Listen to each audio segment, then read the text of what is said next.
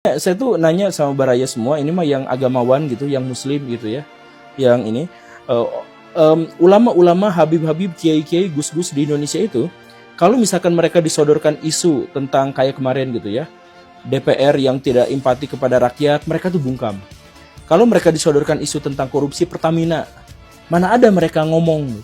Kalau misalkan mereka itu disuguhin isu-isu tentang misalkan ada penyalahgunaan kekuasaan, hening mereka tuh. Tapi kalau misalkan ada di antara mereka yang pemikirannya berbeda sama orang lain, itu bisa debat bertahun-tahun tanpa henti. Aneh kan? Katanya agama, tapi kalau ada kemaksiatan, mereka tuh bungkam.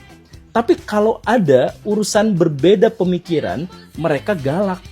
Nah, inilah karakteristik asobiah yang akan menghancurkan agama apapun di dunia, yaitu mereka bikin agama di dalam agama, bikin kelompok di dalam kelompok. Mereka sudah terkait dengan ajaran agama Islam dan harus bersatu padu di situ, tapi mereka bikin kelompok yang menganggap salah kelompok yang lain. Dari kelompok itu bikin yang lebih kecil lagi, bikin kelompok yang lebih kecil lagi, sampai permusuhan di antara mereka itu satu sama lain gak reda-reda. Jadi coba misalkan sudah diharuskan untuk berpijak pada agama Islam gitu, jangan berpecah belah gitu ya. Terus bikinlah yang namanya Wahabi, kami yang paling murni di antara yang lain. Bikinlah itu NU. NU itu sebenarnya organisasi, tapi NU kultural itu udah sampai menganggap kelompok yang lain itu sesat, bisa digeruduk juga sama mereka gitu.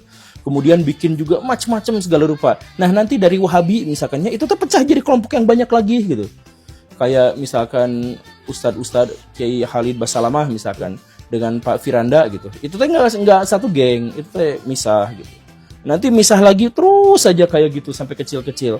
Dan itu tuh gara-gara apa? Apakah mereka berdebat soal kemaksiatan? Bukan, mereka mau berdebat soal pemikiran, penafsiran mereka sendiri. Jadi kalau misalkan kita punya pemikiran teh nggak boleh, harus ngikut sama mereka. Kalau ngikut sama yang lain nggak boleh.